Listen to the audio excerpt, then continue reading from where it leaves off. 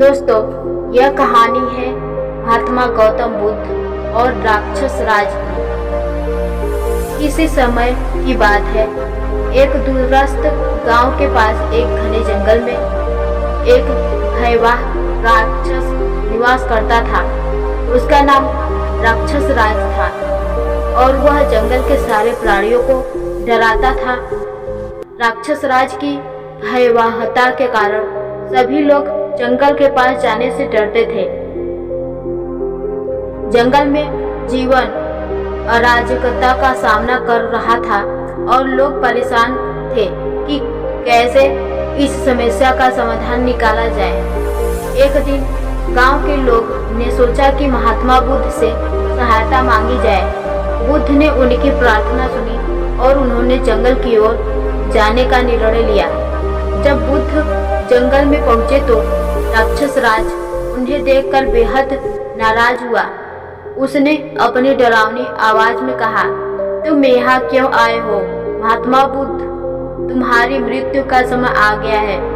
महात्मा बुद्ध ने शांति और संयम के साथ उत्तर दिया, मैं यहाँ तुम्हें डरा देने के लिए नहीं आया हूँ। मैं तुम्हारे साथ बातचीत करना चाहता हूँ। राक्षस राज को आश्चर्य हुआ और उसने बुद्ध को अपने कक्ष में बुलाया। बुद्ध ने राक्षस राज से कहा, तुम्हारी शक्ति और शक्ति को देखकर लगता है कि तुम अत्यंत बलशाली हो, लेकिन क्या तुमने कभी सोचा है कि तुम्हारी शक्ति का सही उपयोग कैसे किया जा सकता है? राक्षस राज ने हैरान से पूछा, मेरा शक्ति का सही उपयोग कैसे हो सकता है? मैं तो केवल डर और विनाश ही फैलाता हूँ। बुद्ध ने मुस्कुराते हुए कहा, शक्ति का सबसे अच्छा उपयोग तब होता है जब उसे लोगों की भलाई के लिए लगाया जाए। यदि तुम अपनी शक्ति का उपयोग लोगों को सुरक्षित रखने और उन्हें खुशहाल बनाने के लिए करो तो तुम वास्तव में महान बनोगे। राक्षस राज को बुद्ध के शब्दों पर विश्वास नहीं हुआ, लेकिन बुद्ध के शांतिपूर्वक व्यवहार ने उसकी धारणा को बदल दिया। उसने सोचा कि शायद बुद्ध सही कह रहे हैं। धीरे धीरे उसने अपनी शक्ति का उपयोग जंगल के प्राणियों की सुरक्षा के लिए करना शुरू कर दिया।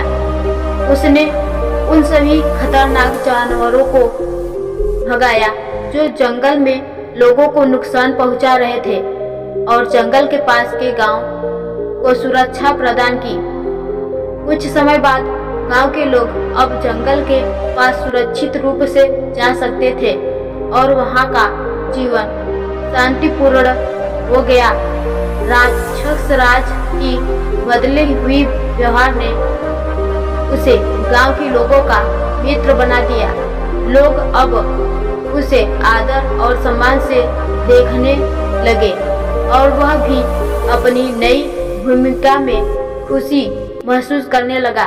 इस प्रकार महात्मा बुद्ध की सरल और शांति की शिक्षाओं ने राक्षस राज को बदल दिया और एक भयावह स्थिति को एक शांतिपूर्ण समाधान में बदल गया। इस कहानी से हमें यह सीख मिलता है कि शक्ति का सही उपयोग और अच्छाई के मार्ग पर चलना हर किसी के जीवन को बदल सकता है। दोस्तों, अगर कहानी पसंद आई हो तो लाइक, कमेंट, शेयर जरूर करना।